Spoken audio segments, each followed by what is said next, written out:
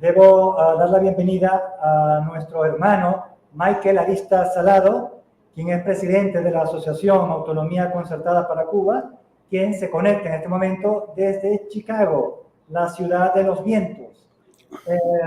Michael es un estudioso cubano del derecho internacional e impulsa una importante iniciativa para la hispanidad, que es el reconocimiento de la nacionalidad española para cubanos y puertorriqueños. Don Michael, ¿cómo la está pasando allá en el frío de Chicago o el calor de Chicago? Bien, muchas gracias. Todavía hay un poco de frío, pero estoy muy contento y muy agradecido por la invitación. Yo creo que la hispanidad es como un repositorio maravilloso, es como un aljibe, si se quiere, del que bebemos para entender el mundo en que vivimos. Y enseñar esa tradición me parece que es fundamental si queremos preservar nuestra posición como bloque en el mundo. Muchas gracias, don Michael. Recibo usted un caluroso abrazo desde acá, desde el Orinoco, en Venezuela. En compensación, vamos a colocar a Michael, nuestro hermano de Chicago, completamente en el escenario para escuchar su intervención. Adelante, Michael, por favor. Bueno, muchas gracias. Y bueno, profesor Ben-Shokron, que yo también soy un gran seguidor de la mayéutica y creo que es importante rescatarlo, pero rescatarlo en su valor original, como Sócrates lo había ideado. Lamento, por otra parte, ser una especie de abogado del diablo, ¿no? Pero yo pienso que la hispanidad tiene una robustez extraordinaria que no puede ser opacada ni puede explicarse a través de escenarios catastrofistas como el decaimiento de los valores, abuso y desprecio del idioma, leyenda negra y destrucción del patrimonio histórico-cultural. Por ejemplo, en el caso de los valores son respuestas que tenemos los individuos en el campo de la moral ante diversas situaciones, de lo que se colige que los valores que se reordenan y fluctúan tanto como lo hacen las coyunturas que generan diversidad de situaciones. Por lo tanto, es normal que los valores asociados al trabajo, a la familia, se reordenen en el tiempo, en la medida en que cambian las condiciones que constituyen el sustrato de esas instituciones sociales. Por ejemplo, hoy se dan familias monoparentales, se dan familias con 2 mamás, 2 papás, y eso tiene un impacto en la forma en que entendemos el cambio social. Y este reordenamiento está muy lejos del decaimiento. Prueba de ello es que hace 50 años el matrimonio entre 2 personas del mismo sexo se consideraba una imposibilidad física y jurídica. Y hoy los estados que no reconocen esa realidad se consideran sociedades retrógradas y discriminatorias. Por otra parte, en el caso de los valores, por ejemplo, escojamos 3 que se dijeron aquí: fe, honor y respeto. Pues los valores no significan nada si no se ponen en contexto. Es decir, si no hay una realidad de hechos que puedan contrastar con ese valor y puedan ubicarlo, reordenarlo digamos, en una escala. Por lo tanto, es necesario, junto con los valores, proveer situaciones de hechos en los que se puedan ordenar. La Sagrada Biblia, por supuesto, es una pieza importante de literatura para entender nuestra propia cultura, para entender mitología, pero no puede ser nunca fuente de valores, porque los valores que no pueden ser razonados sencillamente dejan de ser valores. Es decir, para que exista el valor, tiene que haber un proceso de razonamiento detrás de esos valores. Y por supuesto, la verdad revelada no puede ser objeto de la mayéutica, por lo tanto no puede ser fuente de valor. Estos son, por ejemplo, algunas ideas que hemos estado barajando en relación con el tema de los valores.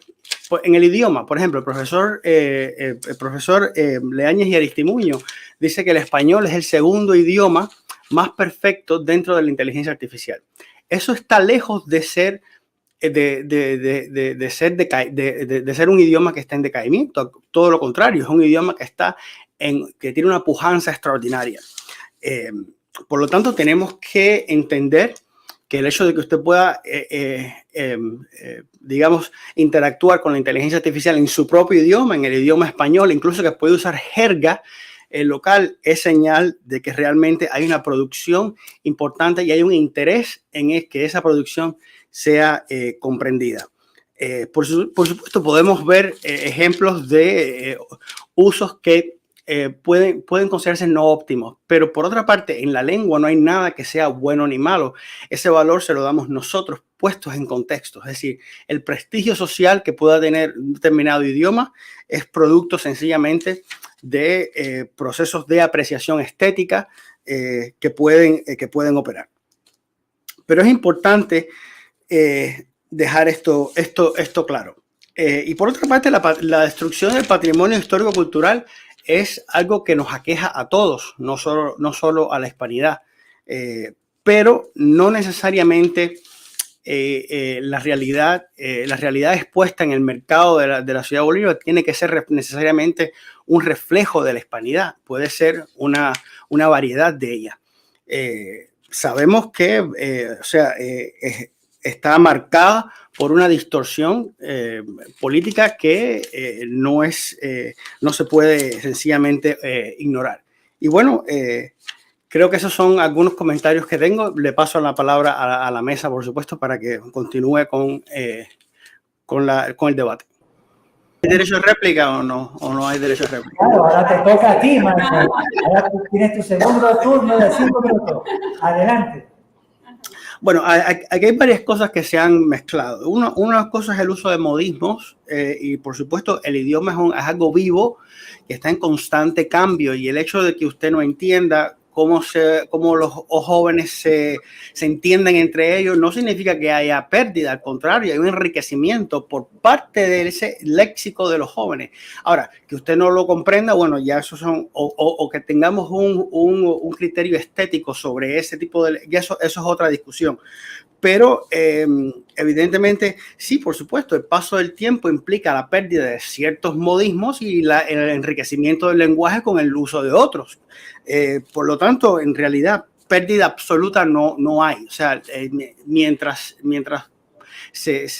la comunicación se efectúe, pues ahí está, el lenguaje está vivo. Ahora bien, de la misma manera que el español exporta modismos y frases y palabras, también importa otras, porque en el lenguaje no hay una palabra que signifique exactamente lo que se quiere decir. En el caso de los prejuicios que hablaba la doctora Fabiola, completamente de acuerdo. Por ejemplo, yo vivo en Chicago, pero también viví en Miami. O sea, he vivido 15 años en Estados Unidos. Increíblemente, los mayores prejuicios que he encontrado han sido de las propias familias inmigrantes que no quieren enseñarle el español a sus hijos por miedo a que sus hijos no aprendan el idioma del país o que sus hijos estén discriminados. Y el resultado, desgraciadamente, es que esos muchachos, esos padres que lo hacen con todo el amor del mundo, realizan el mayor sacrificio, que es sacrifican la posibilidad de hablar con sus hijos para que sus hijos puedan aprender el idioma de este país. Por supuesto, es algo que es completamente, a mi juicio, es errado, porque el idioma de este país lo van a entender, y lamentablemente crecen sin el español, sin la posibilidad de hablar con sus padres. Y yo pienso que esa es la pérdida más grande. La pérdida más grande en ese sentido. Y estos muchachos crecen lamentando que no aprendieron el español. Por otra parte, siguiendo la intervención de la profesora Fabiola, efectivamente tenemos una gran tarea adelante para determinar las bases teóricas de la hispanidad. ¿Cuáles son esas bases teóricas? Y esa es el gran, digamos, la gran tarea que tenemos adelante y que todavía queda pendiente. Y creo que esos son los elementos que, tenemos que tener presente que el hecho de nuestra posición estética o cómo nosotros valoremos lo estético no significa necesariamente ni pérdida de valores, ni significa necesariamente que estemos en una crisis, ¿no? Sencillamente los valores estéticos, como se dice, nosotros en Cuba decimos, los jóvenes se parecen más a sus tiempos que a sus padres, y eso es muy cierto. Somos producto también de nuestro propio tiempo. Entonces yo pienso que eso hay que tenerlo en cuenta. Yo me imagino que, profesor, sus abuelos se quejarían de usted cuando era joven, porque hablaba de una manera o porque hacía ciertas cosas. O sea, estas diferencias intergeneracionales son normales, y no creo que por eso tengamos que pensar que estamos en crisis. Sencillamente es un proceso de cambio y hay que entender ese cambio, y nosotros nos alejamos de ese cambio en la medida en que nos alejamos de esas generaciones. O sea, que es algo completamente normal. Entonces, bueno, esa sería mi intervención al respecto. Bueno, fue una intervención bastante concisa, corto y conciso. Muchas gracias por eso, Michael. Dicho esto, bueno, vamos a la tercera y última ronda de este día. Yo pienso que el balance debe ser algo importante. Es decir, todos nosotros, cada uno tenemos una idea y creo que el resultado no es que una prevalezca sobre otra, sino que todas en balance aporten. Porque cada una va a tener un valor en un momento y una utilidad en un momento determinado, hasta incluso el individualismo. Si usted escoge, por ejemplo, verbos al azar, aprender, amar, trabajar, crear, leer, empiezan por el individuo. Es decir, no existe una lectura colectiva, no existe un aprendizaje colectivo. El aprendizaje empieza con el individuo. Entonces, de la misma manera que no podemos llevar las cosas a los extremos, también hay que llevar un balance entre el interés individual y el interés colectivo. Pero ciertamente yo pienso que la gran tarea que tenemos adelante, como dijo la profesora Fabiola eminentemente, es determinar cuáles son esas bases teóricas de la hispanidad, porque por supuesto no se puede enseñar algo si no tenemos primero un desarrollo teórico de lo que queremos enseñar. Bueno, ese sería mi aporte. Muchas gracias. Gracias a ti, Michael, y realmente gracias a todos los miembros de esta mesa y, como no, agradecer a todas las personas que han mandado cantidad de comentarios por el chat que ahora debo filtrar, y las personas que han venido acá en la biblioteca de la Gran Mariscal de Ayacucho, a quienes pido un gran aplauso por este tremendo esfuerzo que están haciendo. Muchas gracias. Bien, hemos entonces de esta manera concluido la primera etapa de la mesa, que es el debate interno. Vamos a continuación a darle cabida al intercambio externo, y para ello, como habíamos quedado, vamos a tomar algunos comentarios que están llegando por el chat y otra vez, y las personas que están acá también pueden, por supuesto, hacer sus comentarios, hacérnoslos llegar, y con gusto le daremos una respuesta apropiada. Entonces yo, revisando un poco acá los comentarios que estoy recibiendo, voy a ir desde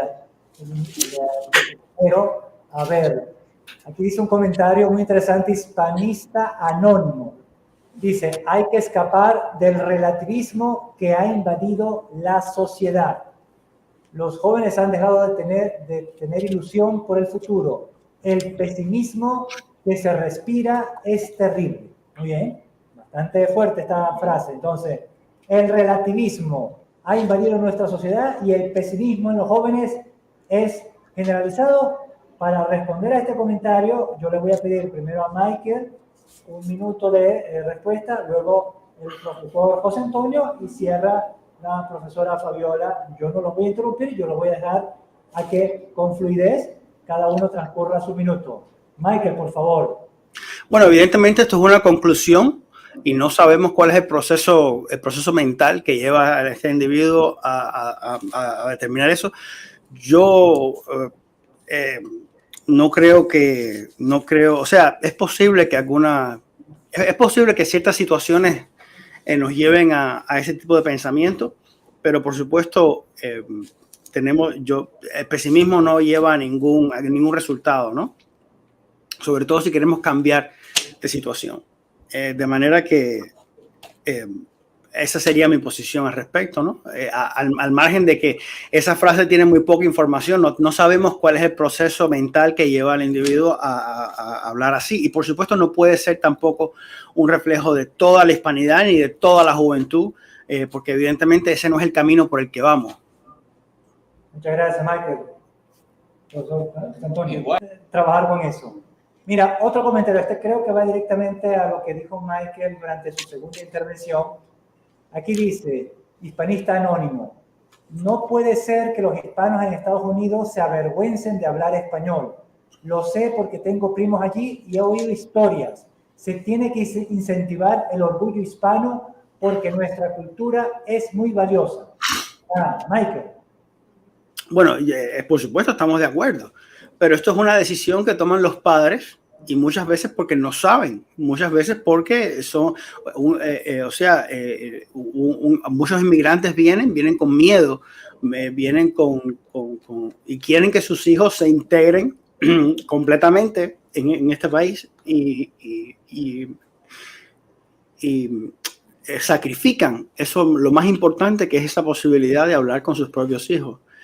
No pienso que deba verse como algo, es algo por supuesto que hay que reforzar, pero solo se va a cambiar con educación. Es decir, con educación es la única, pero sí es una realidad importante. Claro, vergüenza por hablar español en Estados Unidos. Los hispanos en Estados Unidos sienten vergüenza de hablar en español. ¿Qué piensa usted acerca de eso, profesor Fayolo? Bueno, precisamente... Okay, el tercer comentario, que tiene que ver con el asunto este del relativismo. Hispanista Anónimo, que está muy activo en el chat, está de frente en contra del relativismo, porque dice que, a ver, eso es una pérdida de valores.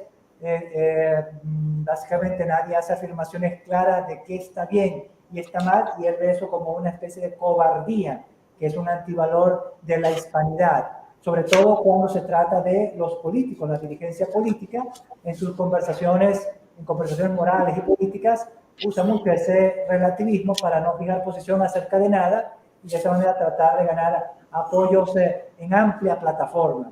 ¿Hasta qué punto? A ver, ese relativismo es un antivalor hispano y deberíamos exigir más determinismo en afirmar lo que está bien y lo que está mal. A ver, vamos a tratarle un minuto a Michael y un minuto al profesor Fayolo. Michael. Bueno, a ver, estos son temas que escapan a la hispanidad, son temas que preocupan a la humanidad y, por supuesto, sería meternos en un debate filosófico que, por supuesto, escapa a los límites de este encuentro. Pero ciertamente son temas importantes y creo que al final la responsabilidad recae en el individuo. De nuevo, el individuo es el que tiene la responsabilidad de exigirle al político, al que sea, más claridad en el asunto que se está hablando. Y en lugar de todos pensar que estamos hablando sobre lo mismo y en realidad no estamos hablando sobre lo mismo. Pero bueno, es también una responsabilidad individual y creo que debo recalcar la importancia de esto para poder obtener claridad en lo que estamos hablando. Relativismo, malo, bueno. Bueno, reafirmo mi posición de que hay que considerar a los principios deontológicos. Esos principios que tienen que ver con estos valores morales que se relacionan directamente con la práctica, tomando en consideración el enfoque humanista. Nosotros tenemos una posición firme en lo que se refiere a los principios humanistas. Repito, los 35 principios humanistas de PAE a mí me parecen maravillosos. Entonces de ahí podemos extraer nuevos principios para conformar esta nueva escuela para la hispanidad. Y bueno, pienso que el relativismo no es bueno ni malo. Pienso que todo tiene su lado negro y su lado blanco. Entonces, en esta vida nada es completamente bueno ni completamente malo. Esa es mi conclusión con respecto a este punto del relativismo. Bueno, muchas gracias, profesora. Al profesor José Antonio no le vamos a dar el minuto porque usted se lo tomó. Entonces, ahora vamos con el último comentario. El profesor José Antonio tuvo que hacer una diligencia, pero ya está aquí de vuelta con nosotros. El último comentario vamos a tomar otra vez de Hispanista Anónimo. Dice, a ver, se necesitan hombres y mujeres de Estado valientes que den un paso hacia adelante para proponer una verdadera organización internacional hispana, que no sea un mero latinoamericanismo más, y se incluya a España y a Guinea Ecuatorial, las cuales no están en América. Eso es una cosa interesante, porque muchas veces cuando uno dice educación para la hispanidad, las personas lo traducen solamente para Hispanoamérica y se olvidan de que el español se habla también en África, en Asia, en Oceanía y en la Antártida. Esto que dice Hispanista Anónimo acerca de la ausencia de valientes. No hay valientes en la hispanidad, al menos en la dirigencia, capaz de impulsar el nacimiento de una organización internacional que dé representación política a la hispanidad, porque la hispanidad, es cierto, es una realidad cultural, lingüística, gastronómica, musical, pero es un fantasma político, o sea, no existe nada que políticamente represente a la hispanidad en ninguna parte. Las Naciones Unidas o las organizaciones que ustedes conocen a nivel internacional, ninguna tiene en su quehacer o en su concepto o en su proceder a la mano el propósito de reconocer la hispanidad. La hispanidad existe, pero no es reconocida.